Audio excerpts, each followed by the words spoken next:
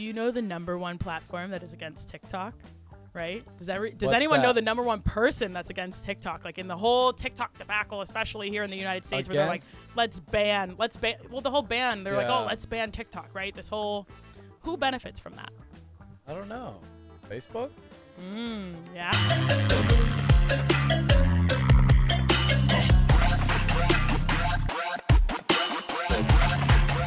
All right, guys, welcome back. The Beltran Podcast here, and today we have a very special guest.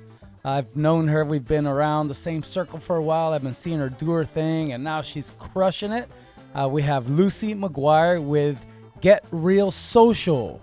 Lucie. Hey, Al. So happy to be here. Thanks for having me on. Oh, for sure. I mean, somebody like you is like, that's what this is about. You know, somebody who I've seen come up, you know, learn things, work with lots of different businesses and go off, and now you're doing your own thing, which is super cool. And you have a few things going on. I do. A few things is a small portion of that, yes. Yeah. Well, we'll get into that, but a lot of times I'd like to start with getting to see who Lucie is. First, I'm going to ask, from when you were a child, are there any traits that you remember, any thoughts that you used to have back then that you look back now and you're like, man, dude, this is why I'm doing what I'm doing. I have always been so-and-so. What do you think? Oh, my gosh. The one trait that I think of is I was always loud. Yes, that's awesome. I was always loud, and I got a lot of slack for it when I was younger. You know, you never didn't not know I was in the room. Yeah. You know, I had this whole conversation with someone recently, and they were like, oh, you were popular. I was like, I was not popular. People just knew that I was there. Yeah, well, I mean, that's kind of what popular is, you know? I guess, but...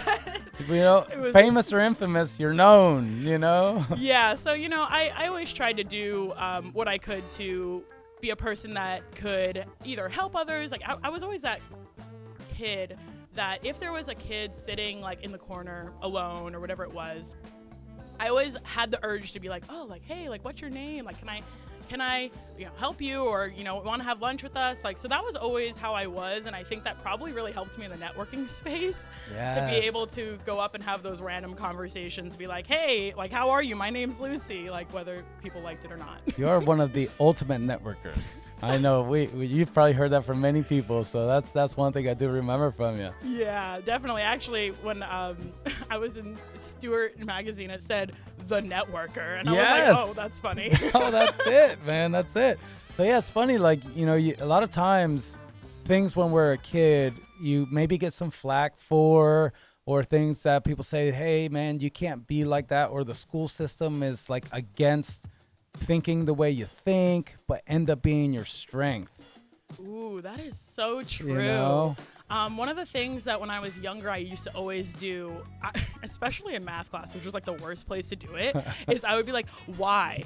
Why is it like that? And it got to a point in math where they were like, there is no why, it just is. And I'm like, the worst. Okay, well, and I always wanted to know the why behind that. And it's funny because you mentioned that, and it makes me think of what I teach now, being a coach. Like, I literally tell people my strength is showing you the why behind what you need to do. And because I think that makes it connect for people, at least it does for me, is like, if you say do this, I'm like, okay, but why? And then you tell me why, and it makes me confirm, okay, yes, I need to do this because this will be the result, or this will be, you know, what comes from that. Yeah, you know, it's funny. I was at a conference a couple of weeks ago, and this one thing I learned: make your oddity your commodity. You know, like, people were looking at, why is she asking all these questions? You know, I was like, I can't stand it. But that's your life. Yeah. Teaching people why. Jesus, you know, I love it. And it's cool because I used to want to be a teacher. Actually, when I first started in college, I wanted to be a sociology college professor. Oh, wow. Which is funny to see how things have Sounds shifted. Exciting. I'm joking. It was. And it was funny, as I was learning more about that, it just became more practical for me to do business. I was double majoring in sociology and business. Wow. Hey, hold on. Before you get too far, what exactly is sociology? So, yeah, sociology is the study of how people interact with one another. Oh, wow. So it's something I actually tie in a lot to when I'm working with people and teaching them about social media, being like, you have to be able to communicate with people on the other side of that. Like, what do they need? what do they want, and how can you create a bond between you two without you necessarily seeing them, right? Wow, that's huge. Yeah. You were like you went to school not knowing this was what you were gonna do, but it was perfect. It was. It's quite interesting to see how. I tell people all the time, like, if you had told me 5-10 years ago, like, I would be where I'd be like, no. Like, if you told me I worked with some Papa John's for 7 years, I'd be like, what? No. If you told me I work for a title company, what? What's a title company? Yeah. I would have said, like, and then you told me I would be my own business owner all because of that happened, I'd be like, that doesn't even make sense. Yeah. So I remember when I first met you, and we kind of met, but not really. We didn't say, hey, what's your name? But it was when you were with Papa John's, and holy cow. Like, every event that you were at, everybody knew who you were. Everybody either had a piece of pizza or was going to go buy some of that pizza, or, you know what I mean? It was like, I hate to say, it's like really one of the most memorable parts of most of these events that I've been to. You're great. Oh my gosh, that is so funny. The whole portion of my life at Papa John's, like when I got into that marketing realm, I was creating the marketing position for that. I was doing marketing from Jupiter to St. Lucie West and to Okeechobee for 7 different Papa John's locations, which is a whole story how I even got into that, which was chance. And when I did that, I literally had to create this job. And I was just like, okay, people are going to eat pizza. And like, I'm just giving coupons to people and like having conversations. And like it was really interesting to have these conversations with people where they were like, yeah, I don't like Papa John's. And I'm like, well, have you had a slice or whatever? And they're like, well, no, it's not New York because we live in Florida where, a lot of New Yorkers are. And, God forbid you give them Papa John's. And I'm like, just give it a try. And it was really cool to have those interactions with people and kind of just create relationships. I'm still friends with vendors that I've met through that.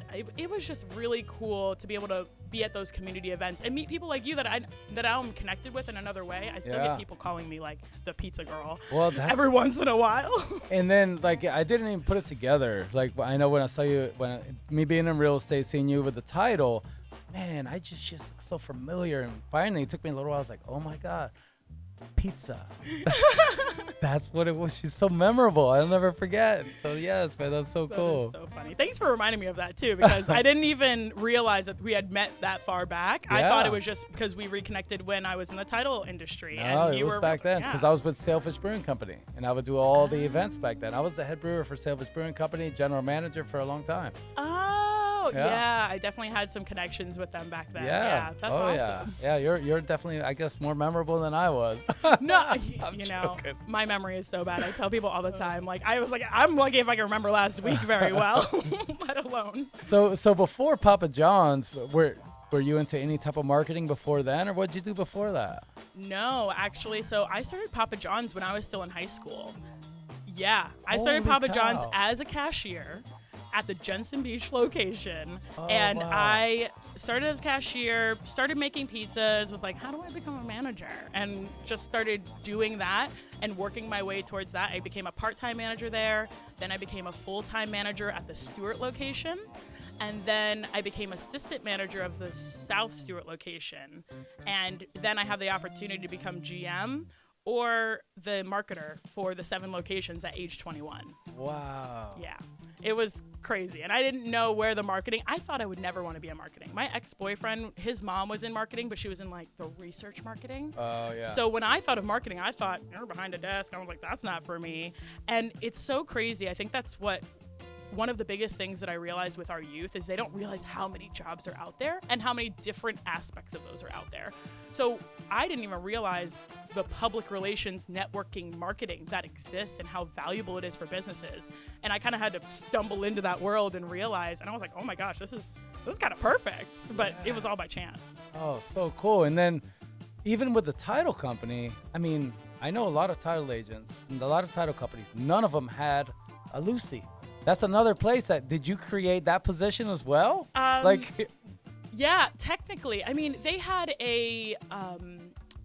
an underwriter who was kind of overseeing, it was a new title company. So I was there a year in to when they started.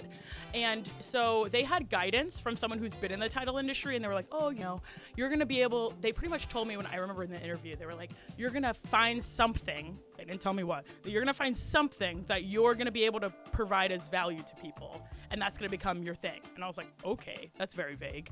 And it ended up being social media, but I didn't know that at the time. And so when I was doing that, it was creating my own network in the real estate world, which is a completely different world from the regular networking space, as you know very well. Yeah. And so I really had to learn real estate. I had to learn the ins and outs. I had to learn what title insurance was, because I had no idea what it was. A lot of people don't know what it is. Yeah, I know. And the people who should know, they don't know even. Yeah. You're right. So I had to make that fun somehow, and I accomplished it because people noticed. But yeah, it was fun. Yeah, you would do, like, when you would come to the events, you'd have karaoke. Come on, the title company at a beer fest with karaoke. Like, are you kidding me? Where do you come? Like, do you just like say this will work? Where do you come up with these ideas? Well, it's funny because I love karaoke. I think karaoke is amazing, and I personally go to karaoke like almost every week, or at least once or twice a month. And so I actually created a relationship with the karaoke DJ, and he's a good friend of mine. And so I was like, well, what can we do? What can we do at a beer fest that people actually want? And I just thought, bars, beer, karaoke goes to bars. Karaoke should be at Brewfest. Yes, that's people have a couple drinks, they want to sing. Yeah, and I was like, it'll make people actually come to our booth, and whether, there's so many realtors or people in real estate around here, it'll at least attract people to what we do. And then I've actually taken that over because the title company didn't continue going to Brewfest, so now I actually do karaoke at Brewfest for my business, for Get Real Social. Oh, yeah. So you did the title for a while. And you actually got, and it's not just Get Real Social. I think before that, you started doing the Traveling Lucie. Is that what? So yes, there's two different things, and people get a little bit confused with the two different aspects. And I'm glad you asked, because I have the Traveling Lucie that I started in 2018. It's not a business, it's just a passion. I travel a lot. Yes. So I just wanted to share my travels. I literally went to Facebook and was like, do you guys want me to post on my personal page, or you want me to create a new page and post all my travels when I went on my backpacking trip and my study abroad trip in 2018? And they were like, oh yeah, create a Facebook page. So I was like, okay, great. So when you say Facebook, you called the company? It's a Facebook business page, essentially. But back then, I literally was just using it as a method to put all of my pictures there and give people the option to opt into them. Okay, I So it is, some people might look at it as more of like an influencer type of thing right now, because I have, a couple thousand followers on my Instagram, and then I have a couple thousand on my Facebook. So I just share my passion for traveling and teaching other young people that you don't have to wait until you're retired to travel. Oh, yeah. So that's just passion. Don't get paid for that or anything like that. In 2020, when the pandemic hit, I got this grand idea to start my nonprofit that I had on my mind since 2018. And my nonprofit's called The Traveling Youth. Oh, that's right. Yeah. So I was trying to create this branding, like The Traveling Lucie creates The Traveling Youth. And sneak peek, my podcast is called The Traveling Podcast. So it was supposed to be this whole The Traveling Blank series, which hopefully will make a little bit more sense when my podcast comes out as the branding mechanism. So when I had my travel page and everything like that, I started a YouTube channel. I started posting about my travels during the pandemic. But back in 2018, when I did my study abroad trip, I had this idea. The reason I was even able to go on my study abroad trip was because of unfortunate circumstances that happened to me that led me to a little bit of money to be able to do with what I wanted. So I was going to buy a house, all the things. 2017 would have been great because I would have been in great equities position right now in our area, but it ended up not working out. And I kind of got into this mode where I was like, screw it. I'm just going to go travel. Like everything else isn't working out in my life. There was multiple things going wrong. I was like, I'm going to go travel. And it was the best decision I could have ever made. It changed my life, changed my perspective of the world, my place in it. I actually learned about myself and made an independence for myself that I never realized I was missing, especially being young. And at the end of my trip, because I ended up being in Europe for 4 months, I said, how can I give this to other people and them not have to go through something horrible like I did just to get to this point? And so I came up with the idea for the Traveling Youth in 2018, but when I came back from Europe, I was broke. So I was like, we're just going to put that on the back burner. And then 2020, when the pandemic hit, I was like, okay, well, I guess I just started thinking about everything. Everybody was stuck at home, right? And I am not a twiddle my thumbs and do nothing type of person. So I was like on the computer, learning all the things that I didn't know before, especially about social media, until 2, 3 o'clock in the morning, going on webinars, just engulfing myself in all this information. And then I was like, should I start my nonprofit? And I was like, I don't know. Like, do people even want this? And I ended up reaching out to the professor that I went on the study abroad trip that I went on in 2018, told him about the idea. And I was like, do you think this is a good idea? And he was like, this is great. He was like, you absolutely should do it. You should implement it in the capstone program at IRSC, which I don't know if you know what that is. No, what is that? The capstone program at IRSC is an opportunity for businesses to be able to come in and showcase a project that they have or something they need help with. And then the students at IRSC get an opportunity to work on that for the entire semester for a grade, and then they present to the business owner at the end of it with, this is what we've come up with. Oh, wow. I know, right? And he was like, implement it into this. And I was like, wow, that's kind of perfect. A nonprofit for college students, created by college students at IRSC, which is the college we started with, by an IRSC alumni. I was like, that's great. That works out. Perfect. So I did that, and then that's how the Traveling Youth started. And I asked people to be on my board. Everyone said yes, which I realize now is very hard to do. So all the pieces kind of came into place, and then I started the Traveling Youth and started getting donations and all of the things. So it's been a wild ride. Wow. It's like, what are some of your fundraising projects? How do you do that? Yeah. So it's a funny story. The first fundraiser we ever had happened very shortly after the nonprofit was created. It was created November 2020, and that's around Thanksgiving, right?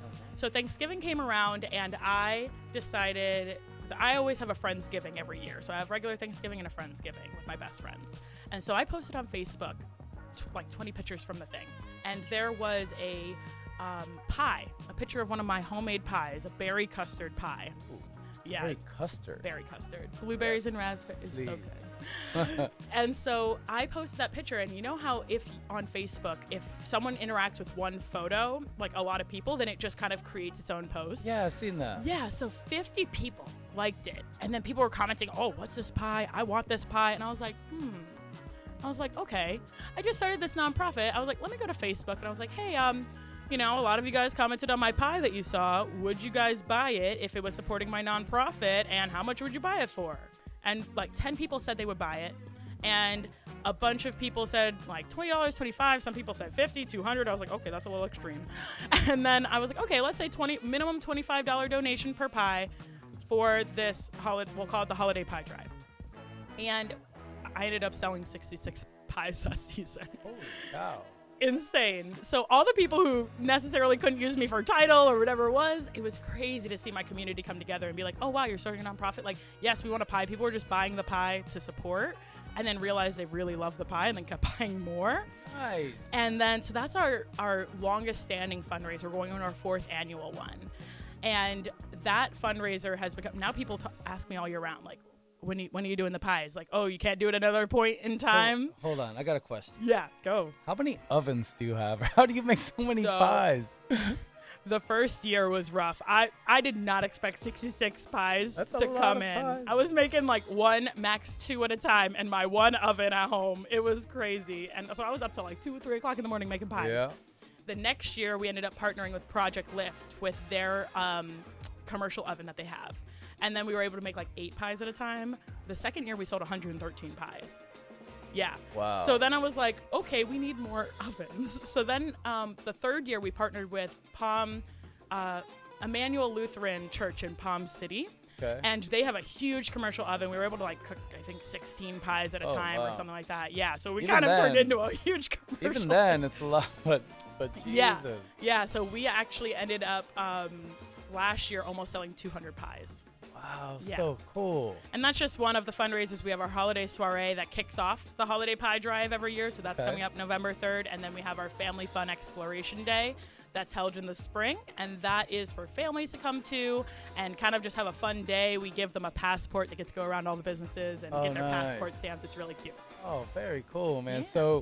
So now you raise the money through Traveling Youth, and so how do you sponsor? Do you sponsor a kid, or how does that work? Yeah. How do you help? So the students go over. We partnered with IRSC at first, but I started a nonprofit for travel during a pandemic.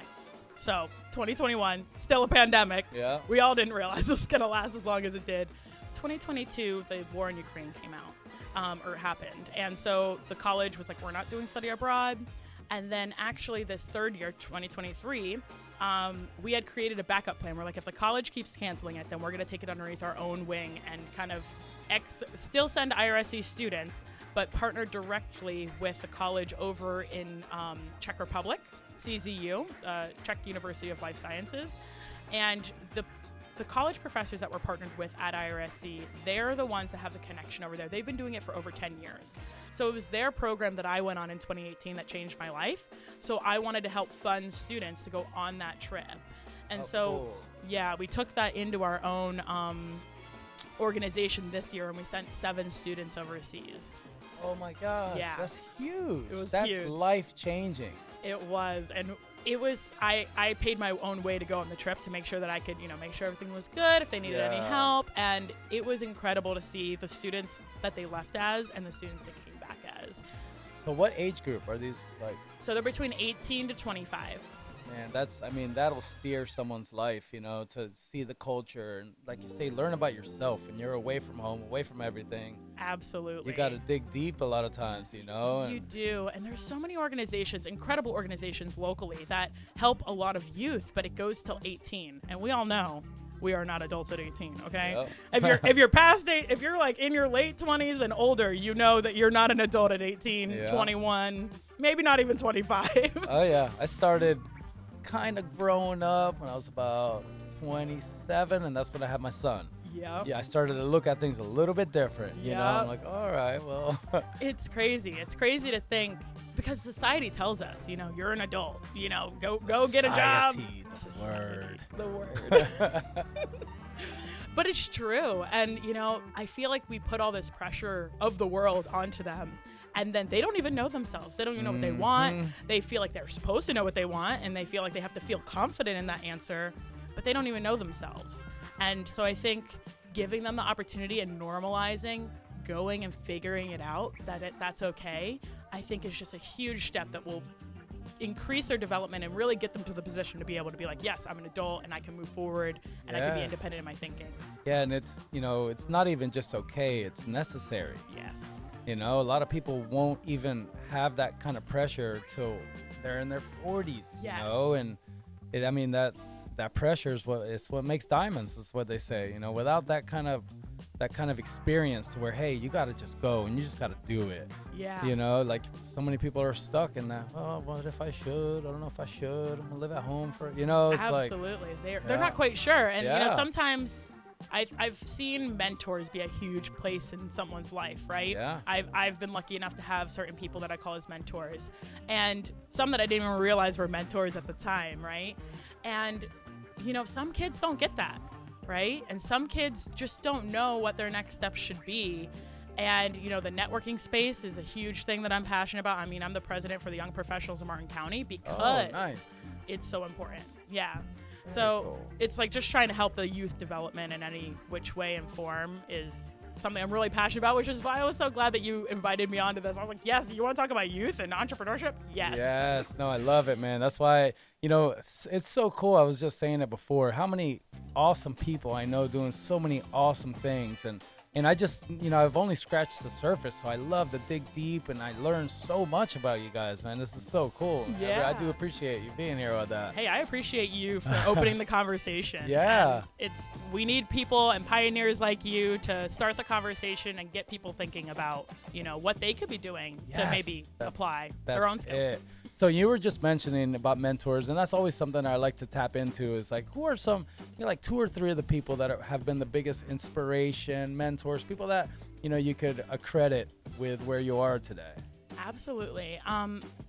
Definitely the number one person that comes to mind is Bob Thornton with O'Donnell Impact Windows. Okay. Do you know who he is? I know who he is. Don't know him personally. Yes. Tell me about that. No, Bob is an incredible soul. He is an entrepreneur, someone who's gone through the fight himself, and the people who know him locally, I'm so thankful to know him and have him in my life. And it's funny because my relationship with him goes back to Papa John's. Okay. So when I was at Papa John's as the assistant manager of the South Stewart location, O'Donnell Impact Windows is right next to that location. Oh. And so I used to see him in the parking lot to come over and order pizza for his staff. And so he had told me one day, he's like, you have something about you that you're going to go far in life. And I was like, what are you talking about? Oh, yes. And then I was just like, I don't know what you're talking about. And then he gave me a book, and it's called The Greatest Salesman in the World. Okay. I don't know if you've ever read that book. I have not. It's a great book. It's by Og Mandino. Okay. And so he gave me that book, and I'm going to be honest, I didn't even read it right away.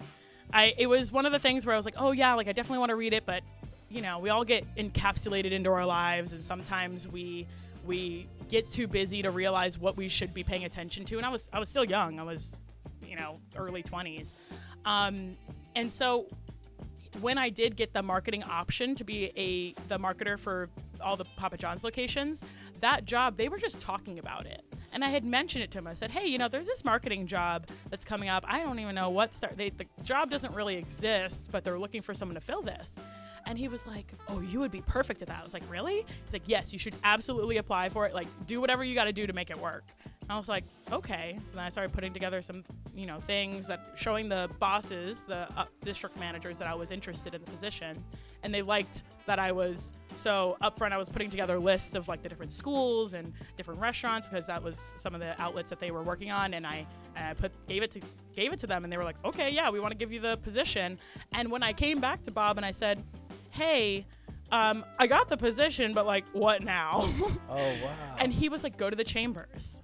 I didn't know what a chamber was, a chamber of commerce. And so that's how I even got it started into the Chamber of Commerce's, meeting people there, learning about local community events. I'm born and raised in Jensen Beach, and I did not realize you could fill up your entire calendar with networking events, local events. I didn't even realize those worlds existed. Yeah, man. So he was a lead into that, and he was definitely one of the people that, like I mentioned earlier, a mentor. I didn't realize it was a mentor at the time, but has continued in my life, and he's actually on my board for the Traveling Youth now. Oh, that's beautiful. I love that, man. And it just goes to show, to have people in your life that support you, that have faith in you. Yeah. God, man, we need that. We need that. And being a parent, that's one of the biggest things that I concentrate on, is giving my kids the confidence to make decisions. Absolutely. Putting the faith in them, hey, make the choice, give it a shot, try it. You're gonna, if it's wrong, it's okay, but I trust you could do it. That's that amazing. little bit goes so far. And I mean, this is just a perfect example, because without that, you would still been questioning yourself. Yeah, absolutely. I didn't know what marketing, and again, I didn't even know what that whole realm of marketing looked like. And he really led me into the way. And it really takes that one person to show you the way. And without him, I have no idea what my life would look like. So I love it, man. That's so cool. It's incredible. I'm glad that I can trail it back to this is the moment that I didn't realize in that moment was going to change my life forever. But that was definitely one of the moments. And then the study abroad trip. There's been a couple of those moments throughout. And, one of the things that I try to tell to youth too, now that I've kind of become into that mentor situation, a lot of the students that have gone overseas, one of them is actually mentoring underneath me, and I'm helping her. I'm helping her learn more about social media marketing, and she's volunteering with the Traveling Youth, and she started to do some of our social media, but she had no clue what she was doing before, so I've been teaching her. So as I've gotten into that role of mentorship, one of the things that I say is that you're going to come to these points in your life where it's going to feel like a fork in the road, and it's going to feel like you don't know what to do and that you're lost or whatever it might be, but just keep holding true, and where you're supposed to be will work out. It will always work out, and sometimes it works out for the best. It could feel like the worst moment in your entire life, and then all of a sudden it becomes the catalyst to what brings you to the best portion of your life. And that has happened to me so many times, but it's so hard in that moment to realize that that's one of those moments that you just need to keep pushing through and finding what it is that you need to do and just keeping your options open.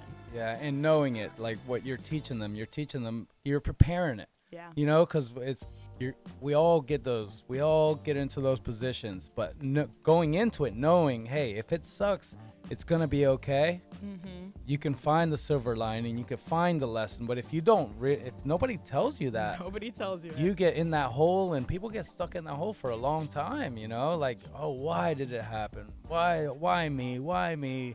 So that's super cool. These are things that so many kids don't have the lesson. They don't have anybody teaching them these things. Absolutely. I love it. Yeah. So it's just not traveling. You know, that's just a vehicle for it, but it's life-changing for so many reasons. Absolutely. Yeah, it's been such a huge piece of my life, and whenever I meet someone new that I've never met before, like we've started to have new influxes of faces come to the events. It's not just people I know in the community, and they come up to me and they're like, we don't typically go to nonprofit events, but we saw what your cause was, and we just had to come here because what you're doing is incredible. And I was just like, oh, especially coming from a place where when I first started the nonprofit, I didn't really have many people in my life that I thought knew that would be a good idea, right? There was a couple people, but it wasn't like overwhelming in my life where there was a bunch of people that I knew thought that travel was so valuable. And I feel like those who have traveled and we've gone overseas, and those are the people who get it. But when you come back, sometimes you share those experiences with people who haven't done it, and they kind of see it as, oh, well, you just went on vacation. Oh, you just did this. And they kind of give this, you're just kind of enjoying your life. And they don't see that there's actually value that comes behind it. We just kind of say like, oh, we don't even normalize vacation here, right?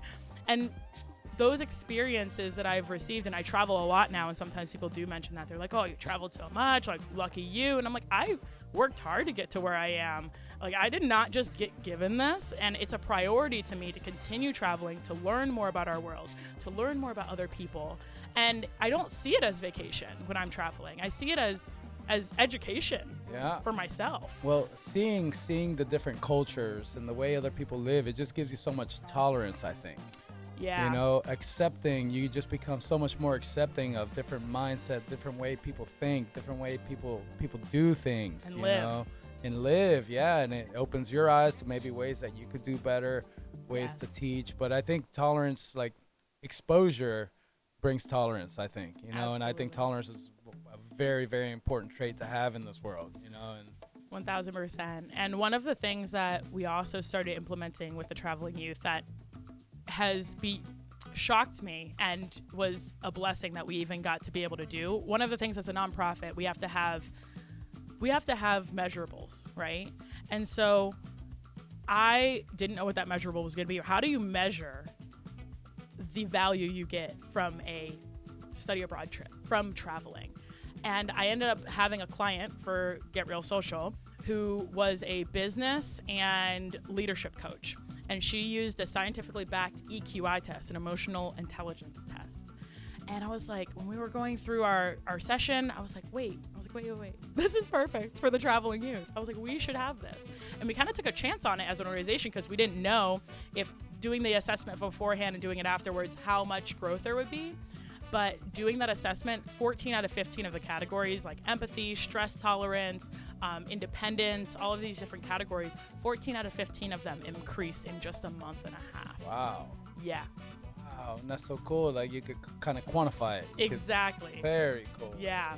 So there's just so many exciting things. Yeah. And then, so this is one of the things you do, working with the youth and all of that, but you also have a super cool business that I think in today's world is one of the most necessary skills that business owners need to have when it comes to marketing, and it's Get Real Social. Yep. You delve into it. Tell me a little bit of what you do with that, because I think it's super cool. Thank you. Yes, social media coaching and management is what I do. So the management side is going in and helping businesses and taking, that forefront, posting for them. But everything that I do with those businesses, whether I'm coaching them or I'm doing management, is I sit them down and we do what's called a social media brand deep dive. And we go into what what is their business? Who are they targeting? Who are they trying to help? What problems are they solving? Is their brand consistent online, on Facebook, Instagram, YouTube, LinkedIn, all of these different pieces? Because there's a lot of businesses out there that just get started and they start to piece those things together and they never sit down at one time and make sure everything is consistent. Yeah. And branding is so important when it comes to recognizing what brand you're working with. And so, you know, it was funny, I was actually telling my intern just recently, I was like, you know, anybody can start a business. And that is true. Anybody can start a business, but doing it properly and doing it to where your business is actually representative of what you're doing and people are very clear on what you do is so important when it comes into branding. So that's one thing that I really try to sit down with people to get them to understand who they are trying to speak to, because just like in real estate, right? You could, if you're talking to someone who's 80 years old and if you're talking to someone who's 20 years old, those are two very different conversations that you're having. So you need to understand who you're talking to so that you can start to create that conversation online. And one of the biggest things that I see businesses do wrong on social media is that they treat it like old style marketing. So advertisements on billboards, print marketing, all of these pieces, which is still a relevant to a point piece of marketing, but it's very much like you have a short period of time to say something, right? And it's like quick, right? So you have to get all your information, your contact, your brand, whatever it is, right out there. But social media is a long version of that conversation. And so a lot of businesses go on social media and they just start saying, hey, I do this. Hey, hire me. You should do me. Oh, hey, did you know I'm this? You should hire me. You should hire me. And it doesn't give any value to people. And so people don't interact with it. And then they say, nobody engages with my Facebook or Instagram. And it's like, because you're not posting anything of value that people want to engage with. You're like, nobody's following me. Well, what are you posting? Nothing. Okay, well, why should people follow you? It's like a plumber. Do you think people want to follow a pipe? Yeah. Keep on showing the same pipe, same picture. Right? Yes, like, we know you fixed the pipe. Broken? No, yeah, but if you it. show people, if you give them tangible tools, and I always tell people, be of value, and they'll remember you for that value. Yeah. So stop gatekeeping all of your information. Start to share it in bits and pieces, because at the end of the day, is a person going to go to your social media and like look at every single video you ever did? I mean, there might be one person out there in the world, right? Yeah. But at the most, like, no, they're not going to. So if you give them one piece of it and then you can help them with all the other pieces because they realize you gave them a really valuable piece they can take away with that, then they're going to come back to you and be like, okay, well, I need help with this actually. Can you help me with this? And you're starting the conversation of them building a relationship. And you are talking to people on the other side of that screen. It's a conversation you're having. Yeah. And businesses don't look at it like that. Yeah, it's funny. For me, one of the things that I feel like I still have trouble is I do a lot of things, you know, and sometimes I'm like, I wonder if people know I do this, or, you know, if I'm slowing down on one side, on one of my businesses, I'm like, do I need to talk about that more? So I'm going to be a little vulnerable here. You looking at the stuff that I do, Yeah. Where do you think the biggest holes in how I'm presenting all my social media are? So for you, I think you have a couple different pieces, right? So you have your entertainment world, you have your real estate, and is there a piece that I'm missing beyond Roofing? Roofing? Yeah. See, I didn't even know that piece. Yeah, Okay, so now there's roofing. All right, Is that a personal? That's it's my friend's business. I got involved with him a little, probably a couple months ago, and I'm helping sell for him as well. Okay, so one of the things with you kind of have a personal brand, right? So and that's kind of, and this is how I'm approaching it. And then you could continue. I'm approaching it to where I'm really looking to build my personal brand, have people connect with me, and then the other stuff that I do, well, you know, that's kind of, I'm the segue, and if somebody needs this, I can help you with that. You know, that's kind of the way I'm seeing like myself as a hub. But you see my logo, you know, most of the stuff that I do. And then, yes, I also do real estate. I do the Treasure Coast Live. So that's kind of how I'm approaching it. Absolutely. Yeah. And I think that it can become very overwhelming for the solopreneur. So I'm in the same situation, right? In any given conversation, I mean, the whole first portion of this podcast was about my nonprofit, right? Yeah. So it's like in any given conversation, I have my nonprofit, my travels, because they're like, why did you start your nonprofit? And then my business. So there's 3 different pieces. So I think creating for you should create that personal brand which is what I've started to even do very intentionally. And it can definitely seem overwhelming for the solopreneur because you have all of these separate pieces that you need to do. But social media has some tools within it that makes it slightly easier. So for instance, on Instagram, you could create a personal brand on your personal page. It doesn't have to be, you want it to be a business page. You want it to be a creator page so you have access to the insights. But you can have that page and it be like a link off, like albeltran.com, right? Do you have I have, well, I'm like albeltran772. That's what my Instagram is. I don't have albeltran.com. Might want to get it just in case if it's available. It's not. I have albeltran772.com. Okay. 772. So that's great. Yeah. So that's a personal brand. So so that can link off to all the other things that you do and be a landing page, like you were saying, for what you're doing and all these other pieces, right? But you want it to be clear, like, hey, if you need help with this, we've got you here. Yeah. This is also what I do, etc. And then you have your individual pages for that, because I believe you have a realtor page. Yep. You have your Treasure Coast Live. Yeah, that's what I was like. I'm pretty sure it's Treasure Coast Live is your at. So you have your Treasure Coast Live, and then whatever the roofing one is as well, that page that you're putting information to. So you can always do collaborations. So with your personal brand, you can do a collaboration with your real estate if you're doing something specifically about that, and it will show up on both pages. Okay. So that's something for a personal brand or to do, is to really, if you have multiple things going on, if you've always been kind of one of those people to have multiple things going on. Oh yeah, that's me.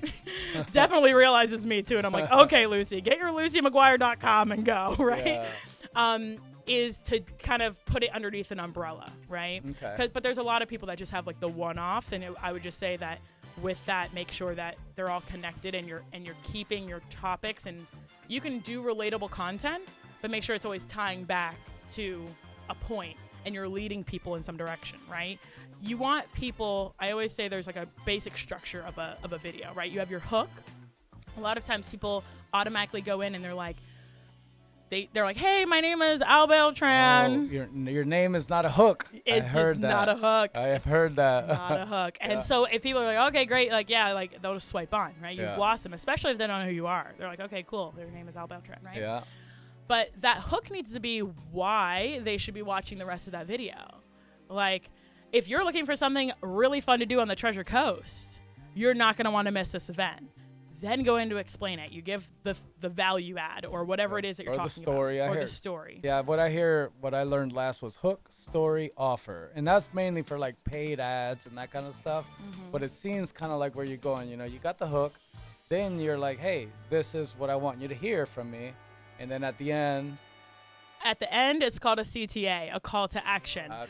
And that call to action doesn't always have to be call me, because not everybody's going to call you, right? It needs to be something that, and it can be multiple things. It sometimes can be, if you want more information about this, contact us, right? That can sometimes be the CTA, but it shouldn't be that all the time.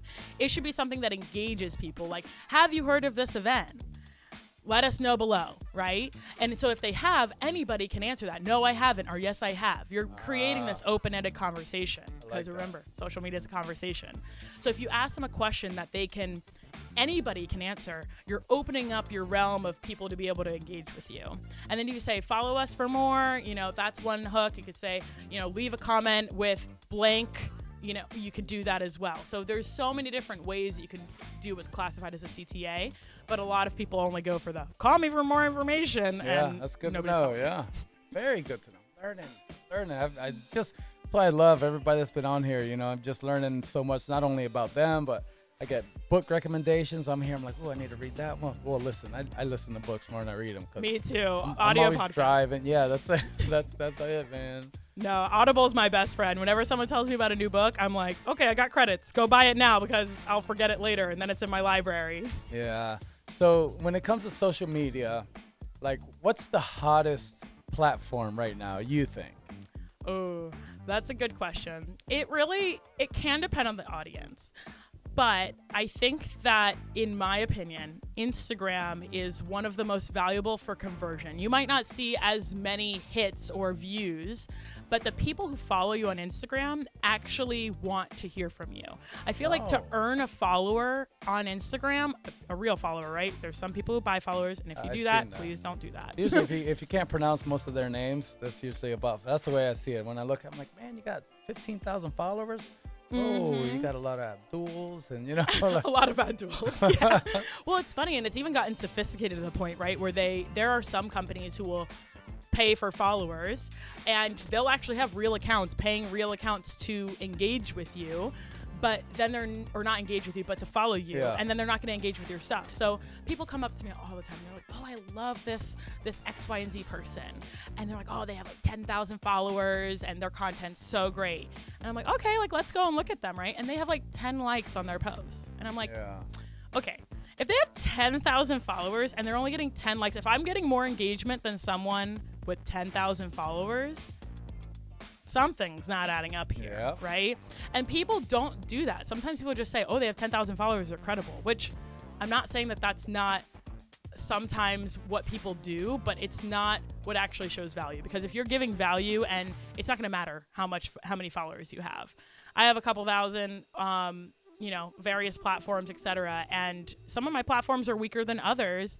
But that's okay, because I'm still giving value, and the people who do follow me, they know that I'm giving value, and they're following for that. Yeah. And I always tell people that with the amount of followers you have, even if you have 200 followers, right? A lot of people have minimum 200, 300 followers, something like that, right?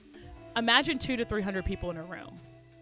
And imagine having to go and make conversations with 200 to 300 people in one day. Yeah. And how hard that would be. How much time would it take you? But you have the opportunity to, for free, post a video and reach hundreds, if not thousands, if not sometimes millions of people through a click of a button, which is insane, the opportunity that is there.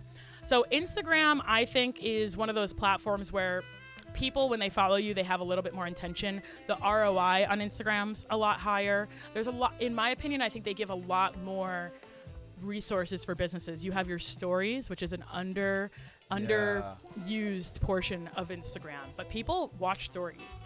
And I always describe it as there's neighborhoods in Instagram, right? And you as a realtor will appreciate this. So there's different neighborhoods, and people live in different neighborhoods on the platform. So if someone might go to Instagram and only go to their stories for the update on Instagram. Oh, wow. Some people might go to Instagram and only go through their feed.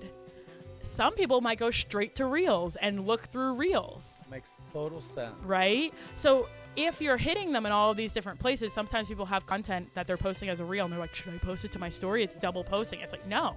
Like, there's people who might not see that Reel if they're not scrolling through their feed or scrolling through Reels that you're now hitting in your stories. So I think Instagram just gives a lot of opportunities for businesses to be able to connect with their audience in different ways and in different mechanisms to continue that conversation. And then it all leads back to the Clubhouse DMs. So the direct messages is where your business actually happens, when people start the conversation or they continue the conversation. Yeah, how can you tell somebody's like a scammer? Because I get people reach out all the time saying, hey, I like your profile. I want to send you products.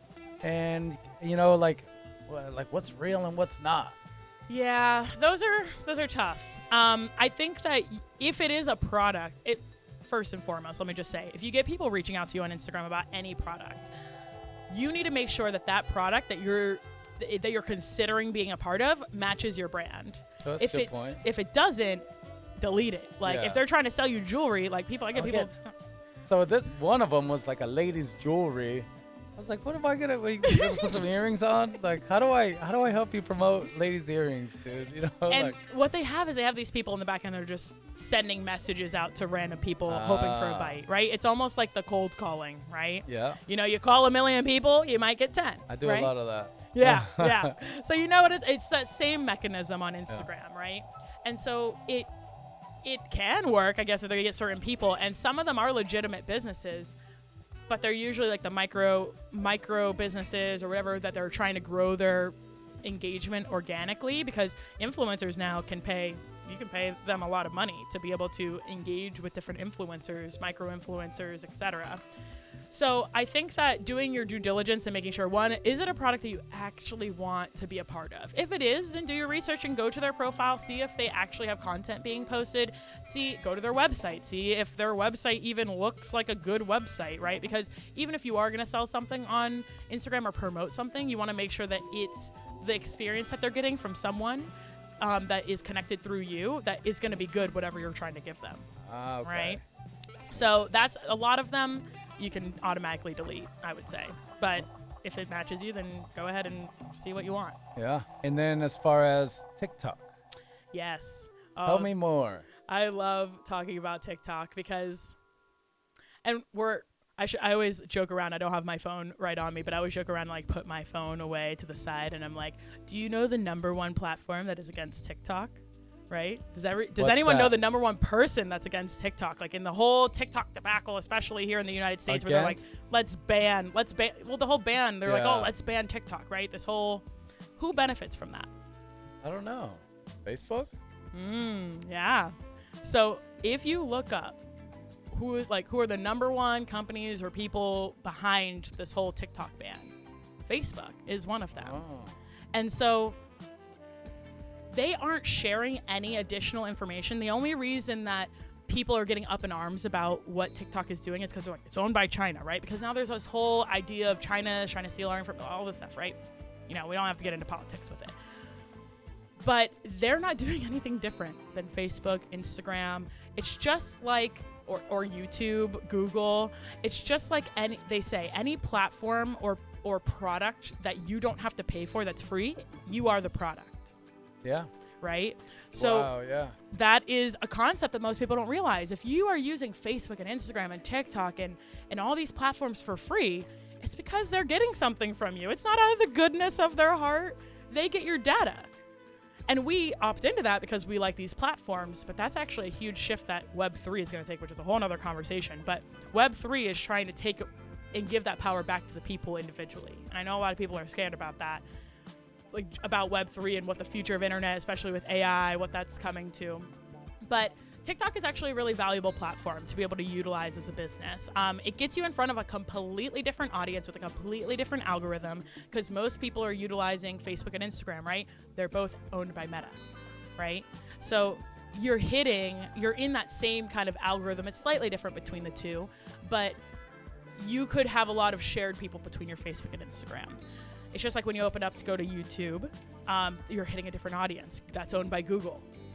So with TikTok, you have this opportunity, and sometimes you can reach a lot more people. But when you are doing TikTok, you have to make sure that what you're putting out there gives people something to do afterwards. Because I've seen a lot of people, and I've heard from even influencers who have gotten or maybe not influencers, but businesses who have gone viral and then they didn't know what to do with themselves afterwards because they didn't have a direct, like, this is where you go to. They weren't ready for the virality of it, right? So you have to have a plan if you are going to go to TikTok, but you can put out content and reach a completely different audience and reach a lot more people, but the ROI return isn't as big as Instagram, because a lot of people if you think people are scrolling quickly on Facebook and Instagram, they're scrolling even quicker on TikTok. Because so when you say ROI, do you mean return but on like paid ads or on your time? I mean on your time, because I specialize with my business. I specialize in organic social media content. So that means the content you don't pay for. It's creating an atmosphere within your social media platforms that encourages people to engage with you naturally without paying for it. So I've actually never paid for an ad on any of my social media. Wow, I spent a lot.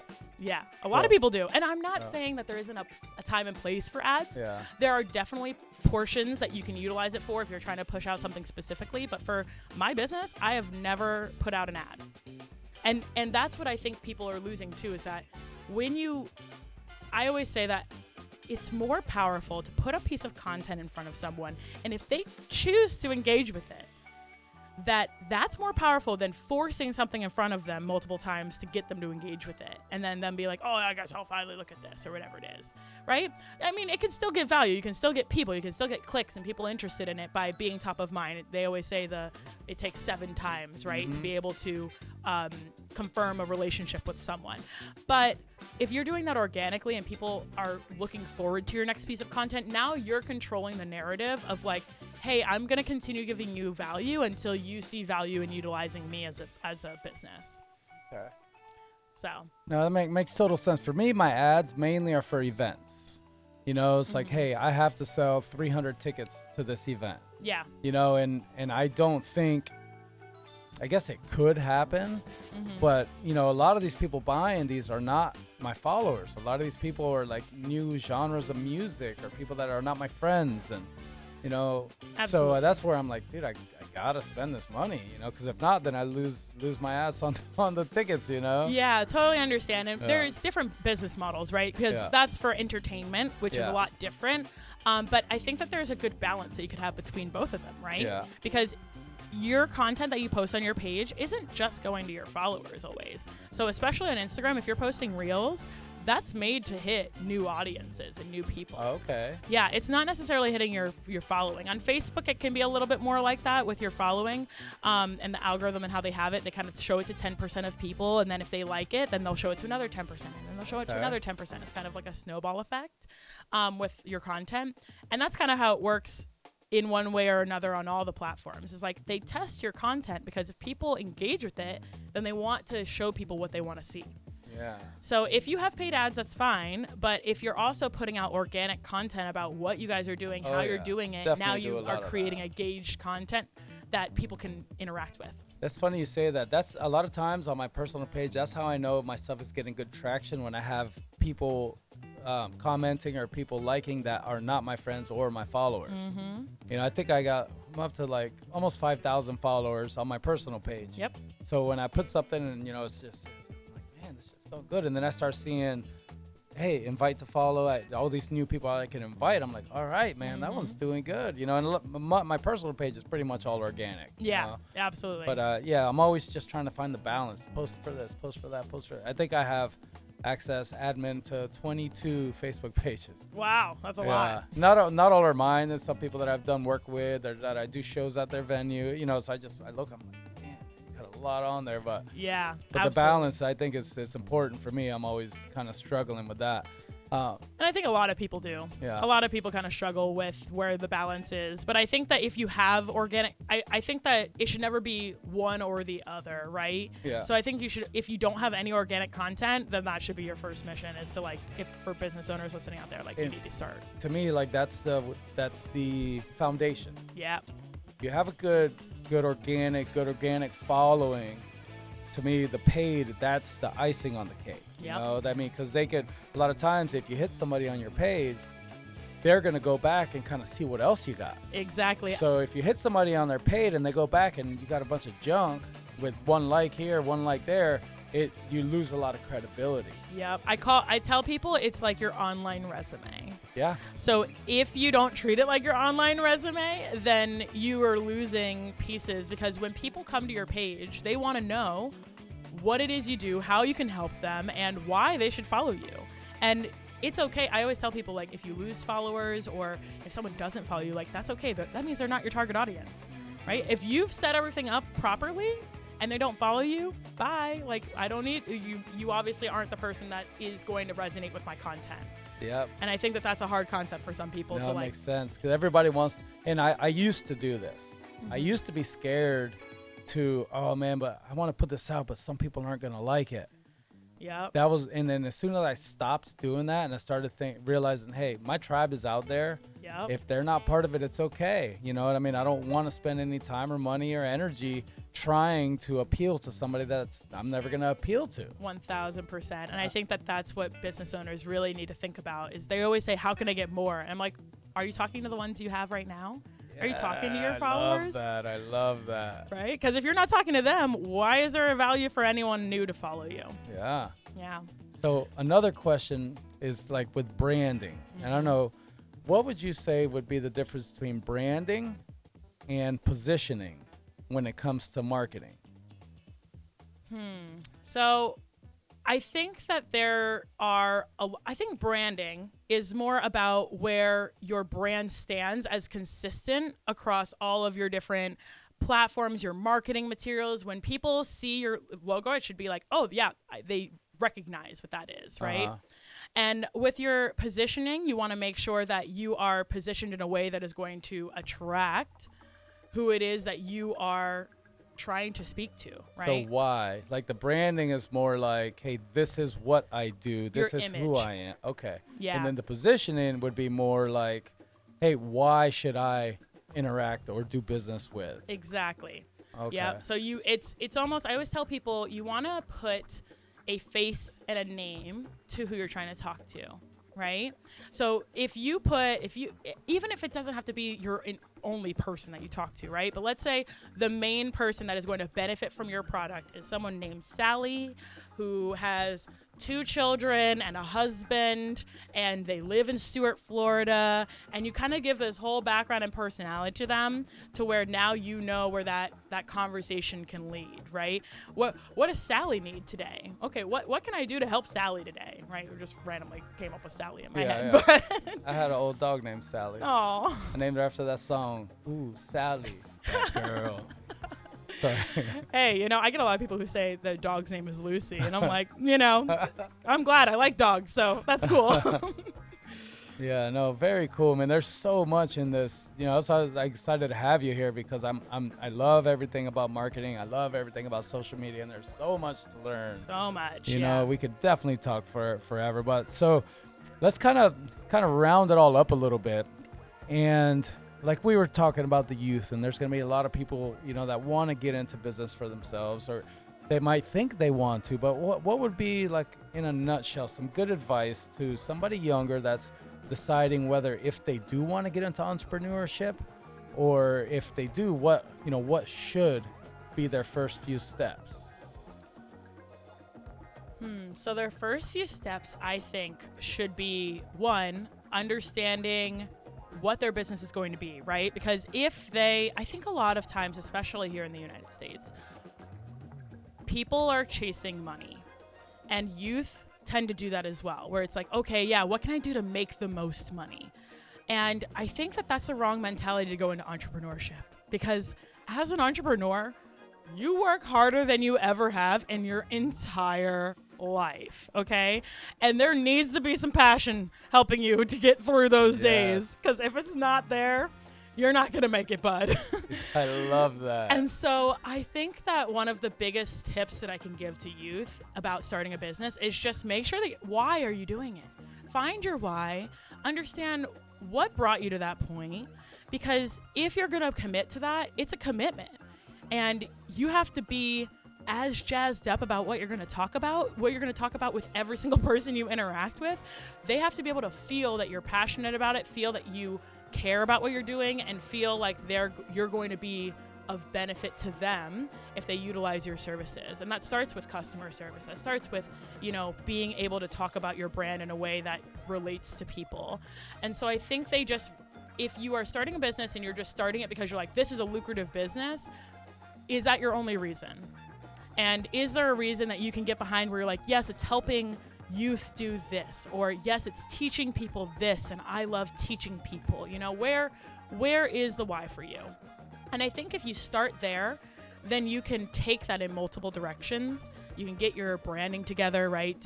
We talked about that, how that's really important, making sure that you understand who your brand is going to serve, and then create and develop around that idea to where other people will, when they come to it, they'll be like, yes, that's exactly what they do. And then get yourself out there and just start talking to people. Get ideas, and don't be discouraged if someone, because I know a lot of people get this in their life. If someone tells you, why are you doing that? Or, oh, you shouldn't do that. Don't listen to them.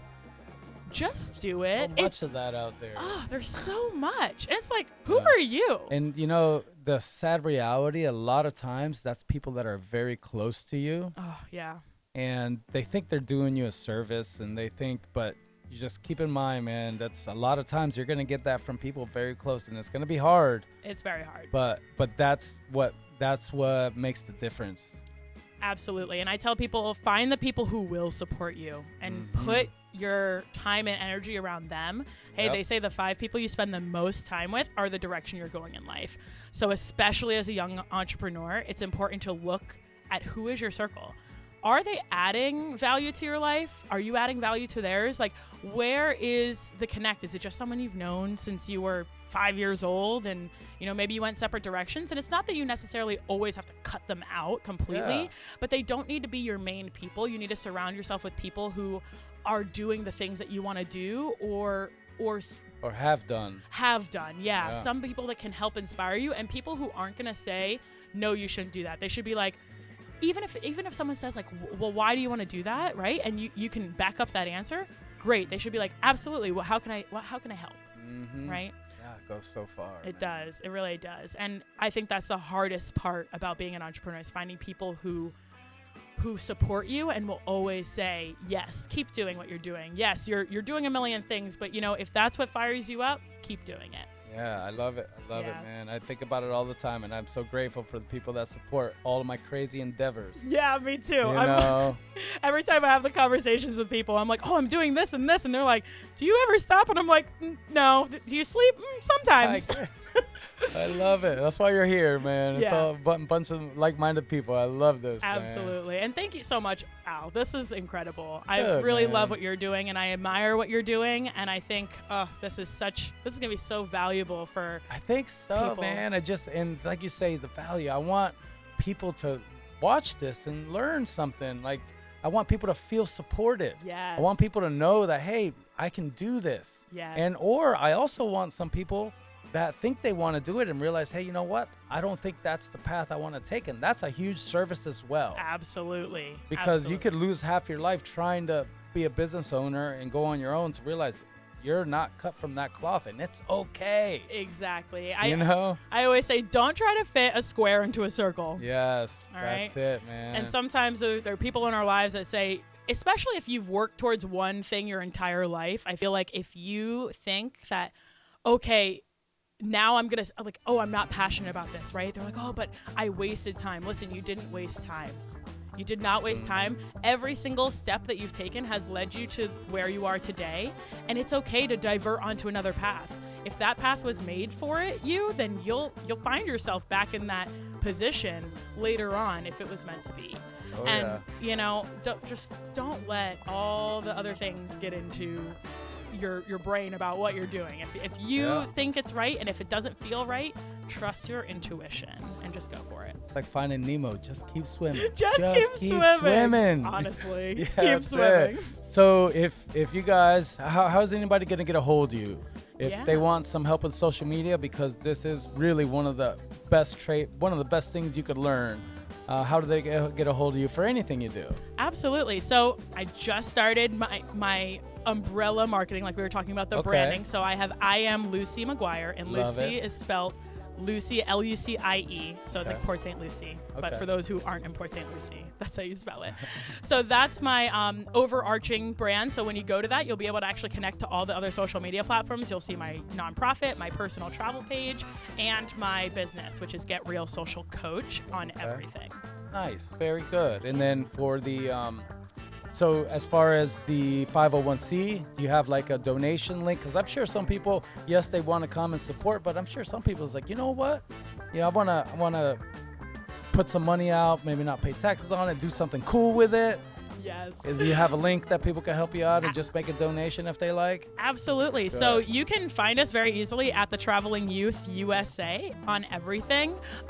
You can go to our website, thetravelingyouth.org, and there will be links to our donation. Right now we are in we're revamping our website, so there might be a couple of hiccups here and there, but there is a donation link on there, and you can find us on social media. Our links there, we have a Linktree link that's Linktree/The Traveling Youth, and that will actually connect you to all of our different donation pages, our volunteering, our fundraisers that we have coming up, and everything.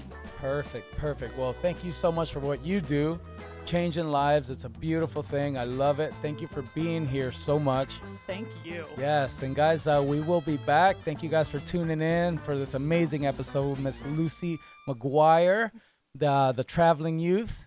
And get real social. yep, All right, absolutely. guys. We'll see you soon.